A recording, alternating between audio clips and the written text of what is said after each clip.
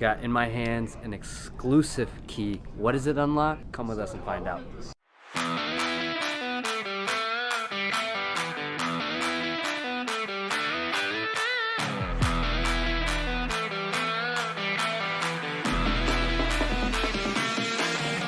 Hey, it's Rohan from Benzinga, and I'm here today in a 2021 Polestar 2. This is an EV that, if you haven't guessed already, is basically meant to be a Tesla Model 3 competitor, and it's a pretty interesting one at that. So folks, to give you a quick overview of this car, we are looking at a whopping 400 horsepower, 500 foot-pounds of torque, 0 to 60 in 4.5 seconds, and a 233-mile range. Oh, look at this. This is, even when we're driving forward in tight spaces, it'll give you the 360. Wow. That's useful. That is very useful. Super quiet. We're not going to hear any noise. So the car, I believe, has 2 electric motors. Also, the brochure states that the car has 408 horsepower. As I just put my foot to the ground, I definitely believe that. This car is very torquey, so as soon as I put my foot on the pedal, we're gonna take off. Holy crap! I know he said it, but I didn't think he was gonna do it like right then. I was not ready. I was like, whoa!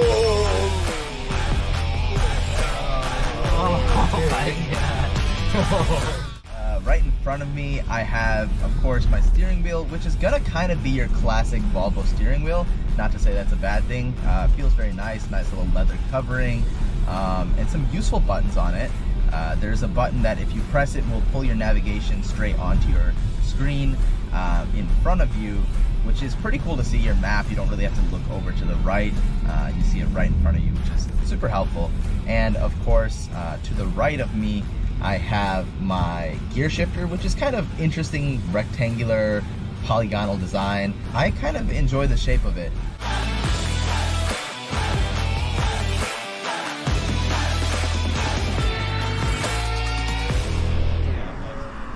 Yeah, I think it's got enough space for, you know, just your charging cable, your phone, your wallet, and what you got on you, AB?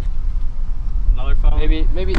Maybe one more phone. 2 whole phones. 2 whole phones. That is all you can put in this trunk. The front trunk. But You want. the actual trunk is pretty spacious. Yeah, the actual trunk is spacious. The frunk, not so much. A little bit of adjusting, but very comfy. I do feel like the cockpit sensation where you're just like cocooned in. Kind of like it. Seatbelts on. Locked and loaded. My car has turbos in it, so I'm used to like the feeling hitting like 2 seconds after you hit the gas. This is just.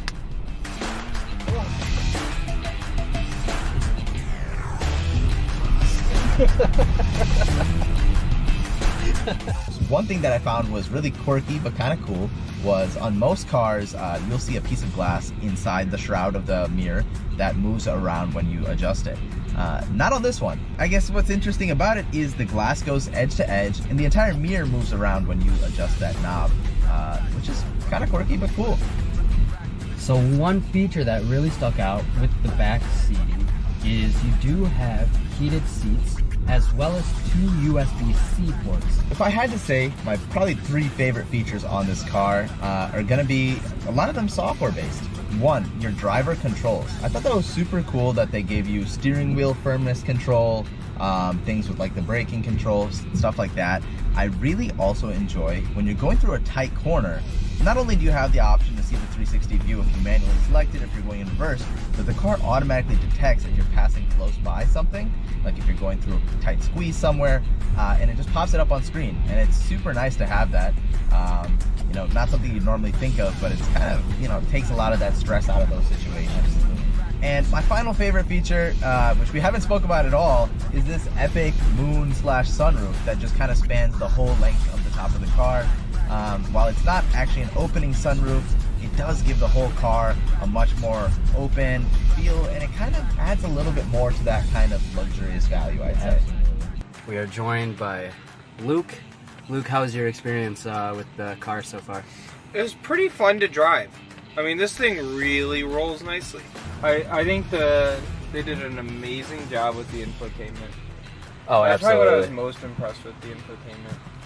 So did you know this is like a home button right here?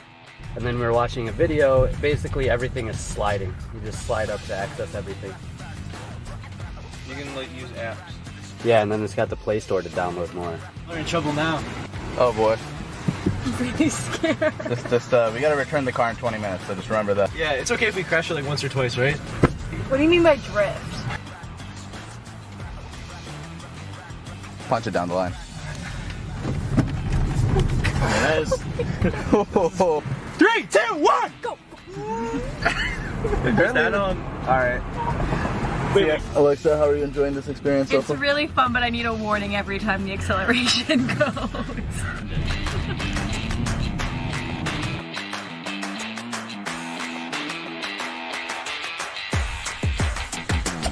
All right, so if you guys want to follow me and we'll check out the trunk. A lot different than your typical electric vehicle. We do have a lot more trunk space here. Since this is considered a hatchback, you do have more storage space. Really cool feature here, we're able to divide anything that we put into the back of the trunk. So, you know, as Rohan was explaining earlier, say you want to put your baby in front, you want to put a couple cinder blocks here, don't worry, they will be separated. They're not going to bump into each other in transit, so you are all good there. If you are still like, dang, that is not enough space still, there is a compartment. If you just lift up this latch here, you still see you have more space, a lot more depth here to the trunk. Very practical. We do have nice 19-inch wheels. Not a lot of branding on this car, the electric vehicle. They want to keep it subtle. You know, you're not too over the top. You're not outlandish in this vehicle. It's just getting the job done. Now, if you don't mind, I'm gonna do a little drive. Shake and bake, buddy!